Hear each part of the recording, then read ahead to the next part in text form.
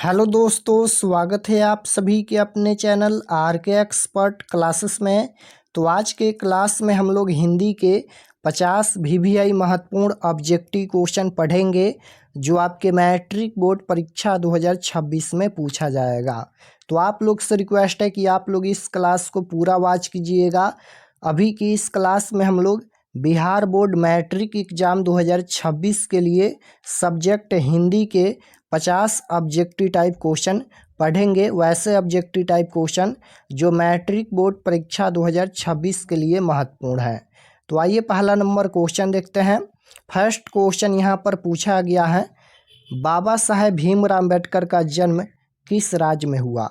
बताना है कि बाबा साहेब भीमराव अम्बेडकर का जन्म किस राज्य में हुआ। महाराष्ट्र में, बिहार में, उत्तर प्रदेश या मध्य प्रदेश। तो बाबा साहेब भीमराव अम्बेडकर का जन्म हुआ था महू, मध्य प्रदेश में। Right answer option number D हो जाएगा। बाबा साहेब भीमराव अम्बेडकर का जन्म कब हुआ था? तो 14 अप्रैल 1891 ईस्वी महू, मध्य प्रदेश में बाबा साहेब भीमराव अम्बेडकर का जन्म हुआ था। तो राइट आंसर डी हो जाएगा। क्वेश्चन नंबर 2 पूछा गया है, देवनागरी लिपि में कौन सी भाषा लिखी जाती है। बताना है कि देवनागरी लिपि में कौन सी भाषा लिखी जाती है। हिंदी, नेपाली, मराठी या उपयुक्त सभी। तो देवनागरी लिपि में इनमें से सभी भाषाएं लिखी जाती हैं। Right answer option number D हो जाएगा, उपयुक्त सभी, यानी हिंदी, नेपाली, मराठी, उपयुक्त सभी हो जाएगा option number D right answer. Question number 3 पूछा गया है कि बहादुर कहाँ का रहने वाला था। बहादुर कहाँ का रहने वाला था? नेपाल का, भोपाल का, बंगाल का या बिहार का।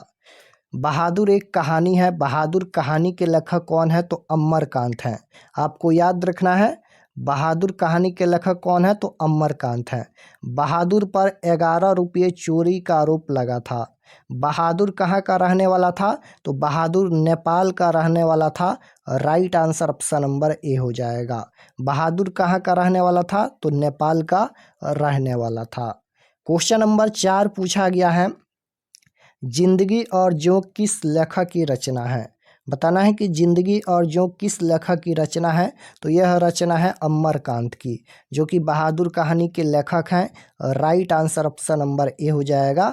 जिंदगी और जोंक किस लेखक की रचना है? तो अमरकांत की रचना है। क्वेश्चन नंबर 5 पूछा गया है, क का उच्चारण स्थान क्या है। क का उच्चारण स्थान बताना है। तो क का उच्चारण स्थान कंठ होता है। राइट आंसर ऑप्शन नंबर ए होगा। क का उच्चारण स्थान क्या होता है? कंठ होता है। क्वेश्चन नंबर 6 पूछा गया है, सेना कौन सी संज्ञा है। तो सेना में बहुत लोग रहते हैं, यानी समूह होता है, इसलिए समूहवाचक संज्ञा हो जाएगा। सेना कौन सी संज्ञा है? तो समूहवाचक संज्ञा है। क्वेश्चन नंबर 7 पूछा गया है कि विवाह शब्द है। विवाह शब्द क्या है? स्त्रीलिंग है, पुल्लिंग है, उभयलिंग है, इनमें से कोई नहीं। तो विवाह शब्द क्या है?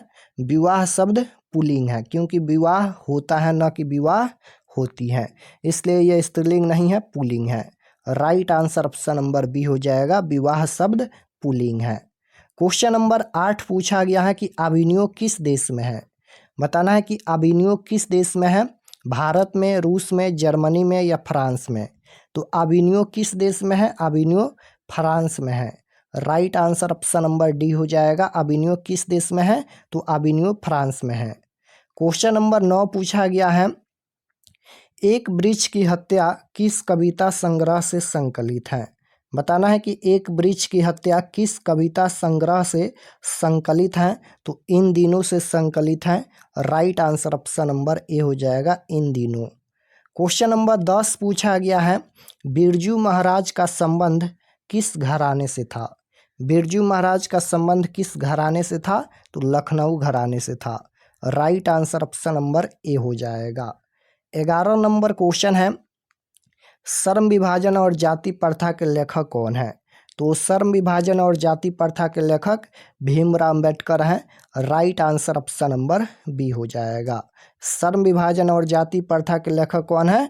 तो भीमराव अम्बेडकर हैं। बहादुर कहानी के लेखक अमरकांत हैं। मछली कहानी के लेखक विनोद कुमार शुक्ल हैं। क्वेश्चन नंबर 12 पूछा गया है कि श्रम विभाजन और जाति प्रथा की सहित की कौन सी विधा है। तो श्रम विभाजन और जाति प्रथा यह निबंध है। Right answer option number C हो जाएगा, निबंध है। क्वेश्चन नंबर 13 पूछा गया है कि संतु मछली लेकर क्यों भागा। तो संतु मछली लेकर क्यों भागा, कुएं में डालने के लिए। राइट आंसर सी में दिया गया है। संतु मछली लेकर क्यों भागा, तो कुआं में डालने के लिए। क्वेश्चन नंबर 14 पूछा गया है भारतीय संविधान के निर्माता के रूप में हम किन्हें जानते हैं। भारतीय संविधान के निर्माता के रूप में हम किन्हें जानते हैं, तो भीमराव अम्बेडकर को जानते हैं। Right answer option number B हो जाएगा, बाबा साहेब भीमराव अम्बेडकर। क्वेश्चन नंबर 15 पूछा गया है मछली पाठ के लेखक कौन है। मछली कहानी है, मछली कहानी के लेखक कौन है, तो विनोद कुमार शुक्ल है। Right answer option number C हो जाएगा, मछली कहानी के लेखक कौन है, विनोद कुमार शुक्ल।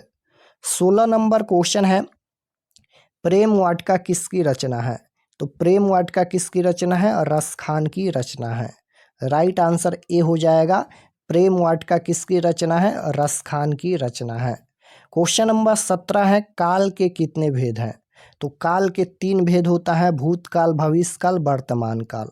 काल के कितने भेद होते हैं, 3 भेद होते हैं, भूतकाल, भविष्यकाल, वर्तमान काल। भूतकाल जो बीत गया, वर्तमान काल जो अभी चल रहा है, और भविष्यकाल जो आने वाला है। तो काल के 3 भेद होते हैं। राइट आंसर सी हो जाएगा। क्वेश्चन नंबर 18 है मगम्मा मिठाई किसके लिए ले जा रही थी।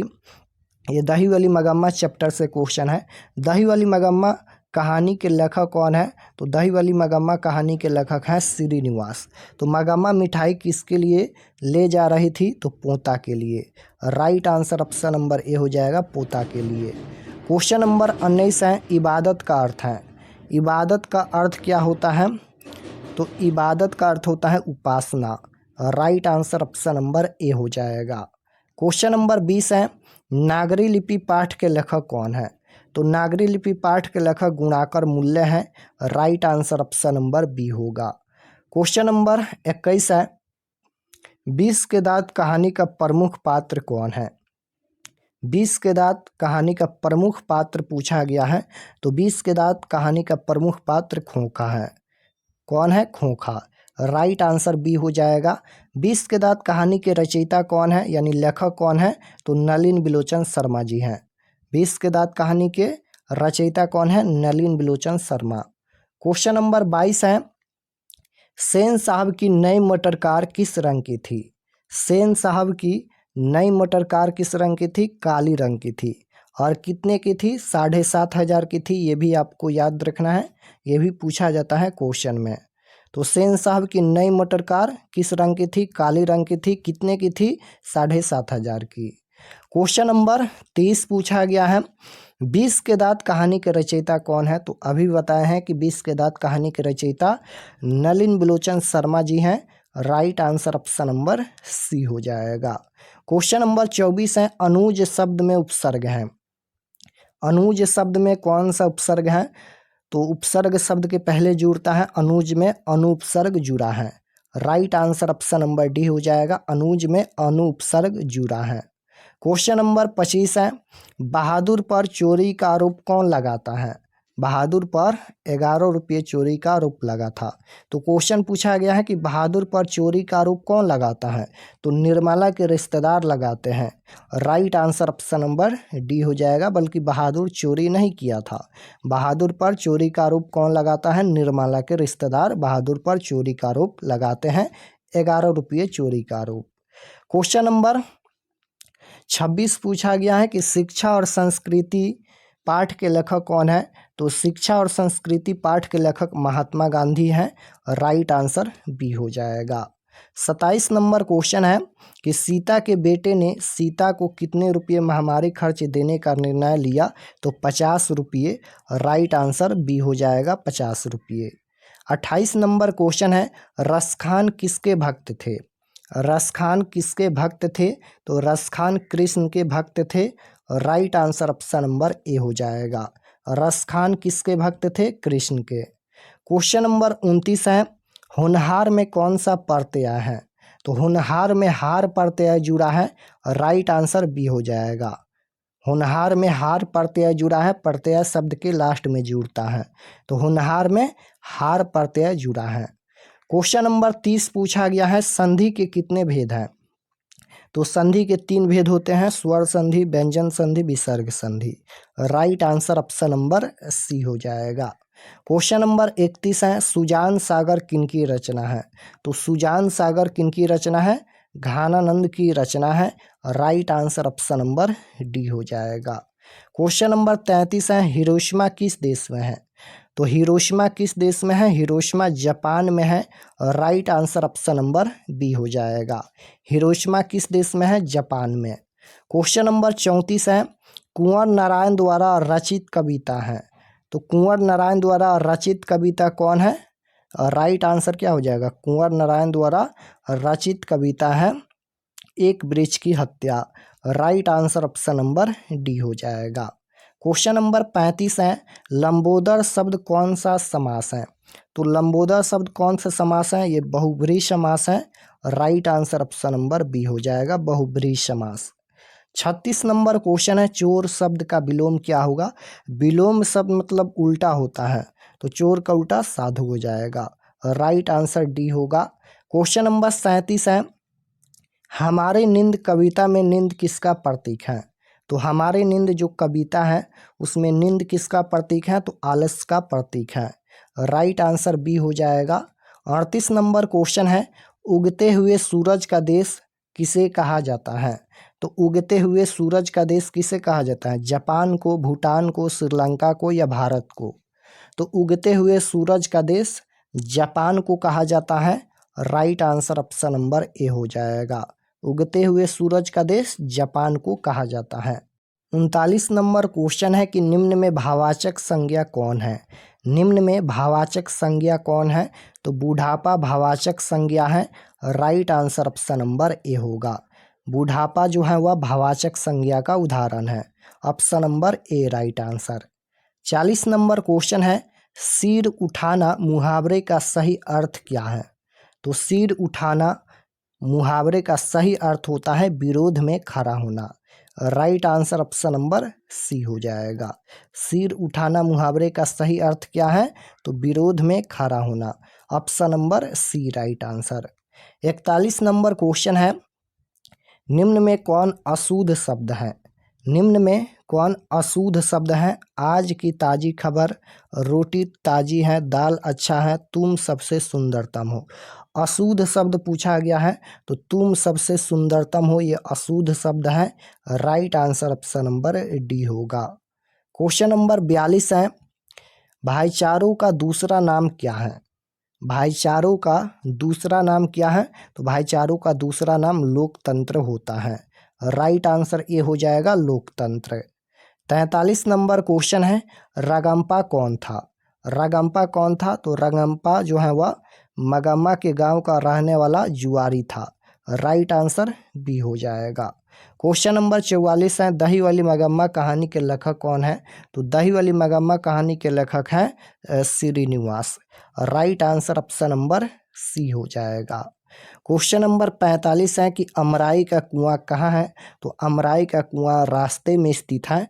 राइट आंसर सी हो जाएगा, रास्ते में। क्वेश्चन नंबर 46 है, शादी के बाद मगम्मा का कौन अपना अलग रहता है? तो बेटा अलग रहता है। राइट आंसर ए हो जाएगा। 47 नंबर क्वेश्चन है, किस नदी के बांध के नीचे लक्ष्मी का घर था? किस नदी के बांध के नीचे लक्ष्मी का घर था?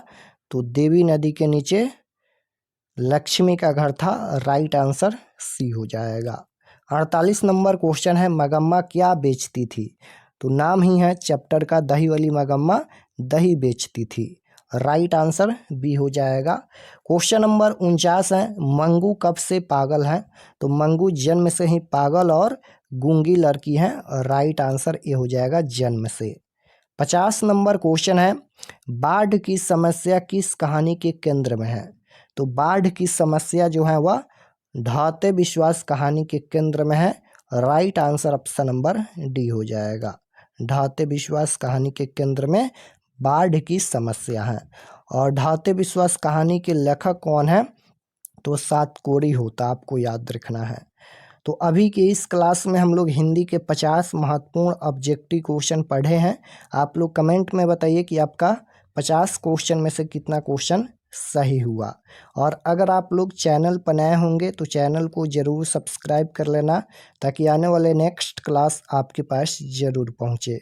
तो मिलते हैं नेक्स्ट क्लास में, तब तक अपना स्टडी कीजिए। आप सभी को धन्यवाद।